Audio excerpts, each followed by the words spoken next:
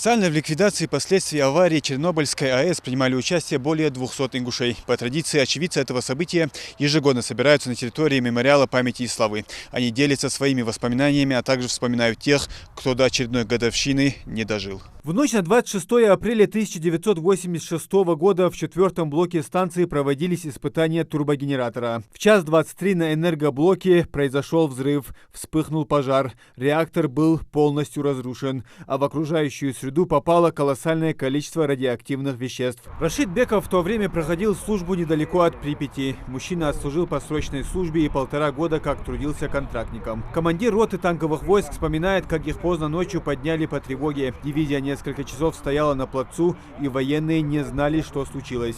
Думали очередные учения. После старшина Бекова вместе с сотней солдат был направлен в пригород Чернобыля со средствами химической защиты для строительства палаточного лагеря. Потом строили защитные дамбы.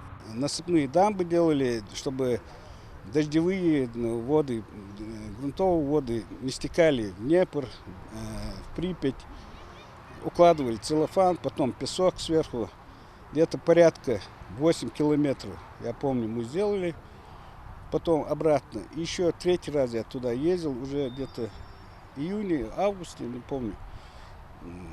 Обратно тоже так же какие-то работы делали.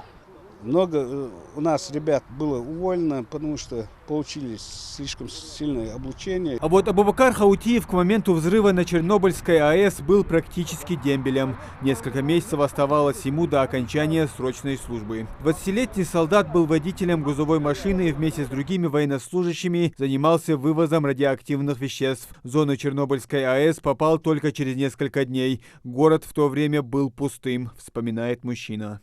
Город пустой, людей нет, животные ходят, машины стоят. Мы тогда не считали, что мы что-то заболеем или помрем. Это наш был долг нашего советского гражданина, наших военнослужащих. Тогда молодые ребята, организмы крепкие были, которые уже ходить не могли, были, которые уже облучение, большую дозу облучения получили.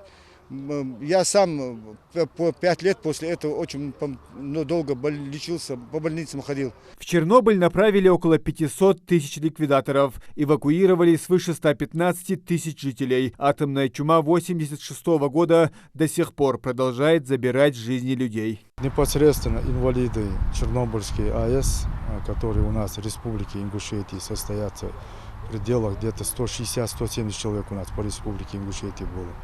Буквально недели 2 назад один из них умер.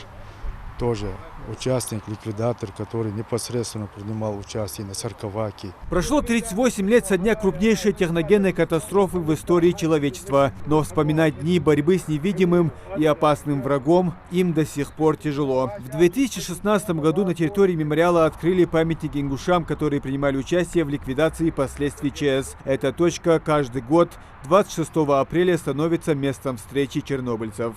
Муслим Ганиев, Али Зязиков, Магаз 24.